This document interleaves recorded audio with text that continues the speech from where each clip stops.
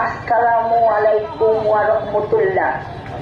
আমি হুসনাইয়া বেগম স্বতন্ত্র একটি প্রার্থী হিসাবে 12 ফেব্রুয়ারি জাতীয় সংসদ সদস্য নির্বাচনে আমাকে ভোট দিয়ে বিজিত করা জামালপুর প্রশাসনের সকল ভোটার, শুভাকাঙ্ক্ষী, শুভানুধ্যায়ী, ফেসবুক, ফ্যান, প্রবাসী ও সর্বস্তরের জনগণের প্রতি আন্তরিক কৃতজ্ঞতা ও শুভেচ্ছা জানাচ্ছি।